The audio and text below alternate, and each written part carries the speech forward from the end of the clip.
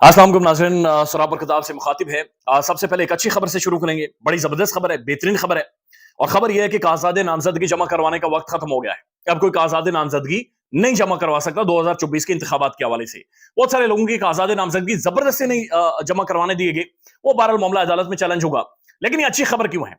ये अच्छी खबर इसलिए है कि जो काज़ाद नामजदगी लेकर भागने वाले थे ना, कम से कम उन्हें थोड़ा सा सुकून मिलेगा, उन्हें थोड़ी सी राहत मिलेगी। मसला ये कि जितना इमरान खान ने इस निजाम को नचवाया है और बगैर नोमन तेल के घुंघरू बांध कर ये निजाम नाचा है, इतना नाचा है कि पांव में छाले पड़े हैं, उससे ज्यादा 4-5 दिनों में इन नामालूम जो काजाद नामजदगी लेकर भागते थे ना, उन्हें नचवाया है, उन्हें भगाया है और बहुत भगाया है।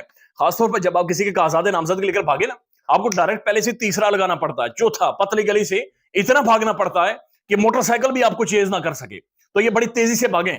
और अगर आप एक बहुत अरसे से भाग रहे हो, बहुत अरसे बाद भाग रहे हो, मेरा अपना जाती तजुर्बा है, तो आपके थाइज में ना टांगों में फलियां पड़ जाती हैं। तो कल जब ये रिलैक्स होकर बाथरूम में जाएंगे या फिर घूमे फिरेंगे ना, तो टांगों में दर्द होगा तो खान को जरूर याद करेंगे कि बंदा नचवा गया है, बंदे ने बैंड बजाकर रखी है और टांगों में हमारी फलियां पड़ गई हैं। बल्कि आगे जाकर मैं वीडियोस भी आपको दिखाऊंगा। यानी बड़ी मुश्किल ड्यूटी थी इन गरीबों की। ये आरओज के दफ्तर के नुक्कर पर खड़े होते थे, बड़े पुराने कपड़े इन्होंने पहने होते थे, सर्दी में ठठड़ाती हुई सर्दी में ये खड़े होते थे और काजाद नामजदगी लेकर भागते थे। एक तो मैंने देखा है, अभी वीडियो आपको दिखाऊंगा आगे चल के, उसने मुंह के ऊपर मफलर लपेटा हुआ है, इस तरह से ना पूरे मुंह के ऊपर मफलर लपेटा हुआ है। अब ये जो मफलर लपेटने वाला है, यानी मैं खुद इतना कोई साफ सुथरा इंसान नहीं हूं, लेकिन ये देखकर मैं अंदाजा लगा सकता हूं कि इस मफलर की जो स्मेल है ना, बदबू जो है, वो कम से कम 10 फीट तक जाती होगी। तो आप खुद ही अंदाजा लगा लें कि बेचारे को कितनी ज्यादा मुसीबत होगी कि इस तरह का मफलर पूरे मुंह के ऊपर लपेट कर, फिर कंड दिखाकर, यानी अपनी पीठ दिखाकर वो दीवार की तरफ खड़ा है और वहां से भी खिसका है और वहां से भी निकला है। यानी ऐसा तमाशा हमने या दुनिया ने नहीं देखा।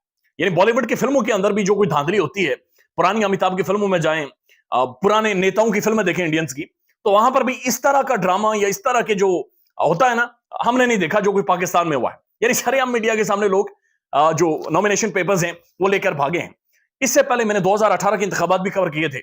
आप यकीन माने, मैंने ऐसी पॉलिटिकल कैंपेन नहीं देखी। यानी खान जेल के अंदर है, खान के जो लोग हैं वो जेलों के अंदर हैं, उनके बुकला जाते हैं, लेकिन वहां पर बीच में ये नामालूम ये काजाद नामजदगी छीनने वाला पहलवान आ जाता है। ये पहलवान थिएटर लगा देता है, ये पहलवान शुगर लगा देता है, इस पहलवान की फिर वीडियो बन जाती है और वो फिर वीडियो सोशल मीडिया पर शेयर होती है और ट्रेंड बन जाता है। वो video election commission of Pakistan के पास भी जाती है, वो वीडियो अदालतों तक भी जाती है, वो वीडियो मीडिया तक भी जाती है। तो एक तरफ आप सोशल मीडिया को जाकर खंगालें तो आपको पता चलेगा कि सिर्फ पीटीआई की पूरे पाकिस्तान में सिर्फ पाकिस्तान तहरीक इंसाफ के लोगों की कैंपेन हो रही है। इसके अलावा आपको कोई पॉलिटिकल पार्टी नजर ही नहीं आएगी। यानी वो नेड़े तेड़े नहीं है, बल्कि पूरे मुल्क के अंदर जो इस वक्त जारी है, जो कुछ हो रहा है, वो सिर्फ इमरान खान की कैंपेन कर रहा है। और वो जेल के अंदर बैठा मुस्कुरा रहा है, वो जेल के अंदर बैठा हंस रहा है। उसने ऐसी एक चाल कर दी है, ऐसी चाल खेल दी, ऐसी गुगली कर दी है, ऐसा इन स्विंगर मारा है कि नाच नाच कर पागल हो रहे हैं, उन्हें समझ नहीं आ रही कि हम क्या करें। यानी अब ये देखिए, ख्वाजा आसिफ उस्मान डार की वादा के साथ उनका गला फड़वाया, उसके बाद ख्वाजा आसिफ के लिए अजाब बन गया है। यानी अपने घर वाले मुंह नहीं लगाते, घर वाले मुंह नहीं लगाते कि कम से कम ये आप क्या कर बैठे। ख्वाजा आसिफ साहब ने चले नहीं भी किया होगा, जिसने भी करवाया मलबा तो सारा ख्वाजा आसिफ के ऊपर आया, तो ख्वाजा आसिफ के लिए वो अजाब बन गया है। यानी ये आने वाली नस्लों तक ये चीज उनका पीछा करेगी। उस वालदा की आंखें, उसका फटा हुआ जो गला है, वो उनका पीछा करेगी, उनका ताक्कुब करेगी और एक किसी भी तौर पर उन्हें पीछे नहीं छोड़ेगी। आप सिर्फ सियालकोट के अंदर जाकर देखें, बहुत सारी वीडियोस आई हैं जहां पर सिर्फ और सिर्फ उस्मान डार की वालदा की जगह पर पेरेंट्स लगे हुए हैं। बहादुर मां, ये बहादुर मां है, बहादुर मां खड़ी हो गई है। यानी 70-80 साल की एक औरत को, खातून को क्या लगी कि वो इंतखाबात के अंदर हिस्सा लेगी? क्या लगे कि ख्वाजा आसिफ जैसे एक सीनियर तरीन पॉलिटिशियन, सीजन पॉलिटिशियन के साथ मत्था लगाएगी? क्या लगे कि मुस्लिम लीग नून के साथ जाकर मत्था लगाएगी? लेकिन देखिए, हालात बदल गए, ये तब्दीली आ गई है, तब्दीली रहा ले, तब्दीली जनाब इसने फड़का कर रख दिया है बहुत सब कुछ। यानी आप अंदाजा लगाइए, मरियम नवाज शरीफ साहिबा पाकिस्तान की प्रोमिनेंट एक शख्सियत है, नो डाउट कारिज्मेटिक हैं।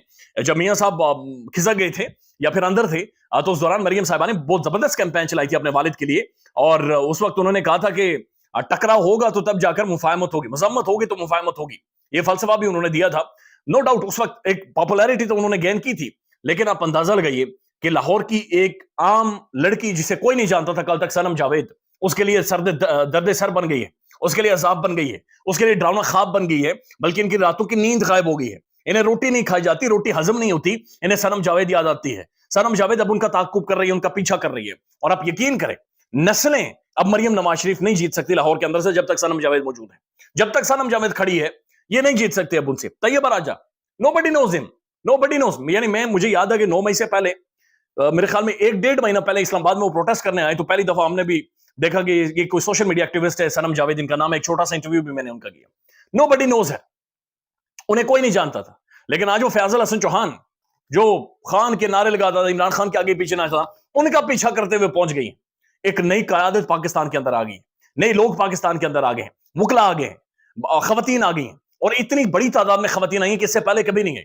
اب کسی کا شوہر گرفتار ہوتا ہے تو اس کی بیگم کھڑی ہو جاتی ہے. یعنی وہ عباد فاروق جس کا بیٹا مر گیا تھا, جس کا بیٹا اس ڈر سے مرا کہ اس کے والد کو اس کے سامنے سے گرفتار کیا گیا, اس کے بارے میں خبریں آ رہی کہ اس کی بیوی اور اس کے بھائی نے انتخابات لڑنے. تو اب خود ہی اندازہ لگا لیں کہ معاملات کس طرف چلے گئے. یا ڈاکٹر یاسمین راشد اگین ایک کینسر کے مریضہ جیل کے اندر موجود ہے, لڑ رہی ہے.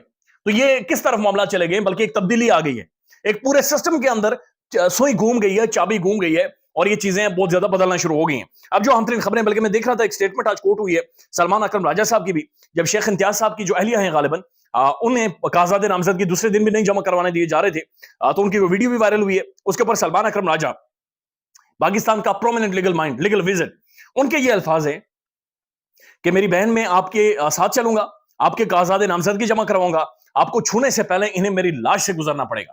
ایک وکیل, ایک پرومیننٹ وکیل, ایک لیگل مائنڈ, ایک تحمل والا انسان, ایک شخص جو اونچی آواز میں بات نہ کرتا, جس کا آرگومنٹ ہمیشہ سے دلائل پر اور شائستگی سے ہو, جس کے منہ سے کبھی اونچے الفاظ نہ سنے ہو, وہ آج یہ کہہ رہا ہے کہ جناب نہیں, متھا لگاؤ, آ کر متھا لگاؤ اور یہ لاش سے گزرنا پڑے گا, اس کے بعد جا کر آپ اسے چھو سکیں گے. اور ابھی جو خبریں آ رہی ہیں میں دیکھ رہا تھا کہ ان کے کاغذات نامزدگی جمع کروانے میں سلمان اکرم راجہ کامیاب ہو گئے.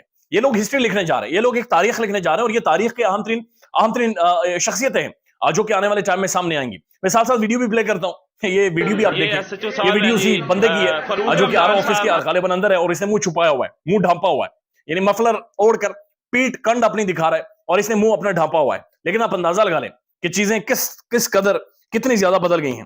فیصل بابڑا یہ غالباً کہا کرتا تھا کہ تحریک انصاف کا ٹکٹ لینے والا کوئی نہیں ہوگا. آج رش لگی ہوئی ہے, آج رش لگی ہوئی. آج وہ خواتین باہر نکل آئی ہیں جنہیں گھر میں صرف روٹی پکانے کے لیے رکھا گیا تھا, وہ خواتین نکل آئی ہیں جو گھر میں صرف تکیے کا غلاف سیتی تھی, وہ خواتین ہیں جنہیں گھر میں صرف جھاڑو دینے کے لیے رکھا جاتا تھا یا جھاڑو دیتی تھی گھر میں. یا وہ خواتین بھی باہر آ گئی ہیں جو ہماری مائیں بہنیں, ہماری وہ مائیں جن سے ہم صرف دلاسا لیتے تھے, جن کے سامنے ہم سیاست کی بات چیت نہیں کرتے تھے کہ جناب انہیں سیاست کی سمجھ نہیں ہوگی. عثمان ڈار کی والدہ, آج چیزیں بدل گئی ہیں. فیصل وابڈا کو بھی پتا چل گیا ہے کہ چیخیں نکل آئی ہیں. بلکہ وابڈا صاحب کی جو ایک ملاقات ہوئی زرداری صاحب سے, اس کے اوپر سمیع ابراہیم صاحب کا میں تجزیہ سن رہا تھا. سمیع ابراہیم صاحب یہ کہتے ہیں کہ فیصل وابڈا کے ذریعے کمیونیکیشن کی گئی ہے, اور ایسا محسوس ہوا ہے کہ بین الاقوامی اسٹیبلشمنٹ نے یہ ذمہ داری لگائی ہے کہ آصف علی زرداری کو اپنے کارنر نہیں کرنا.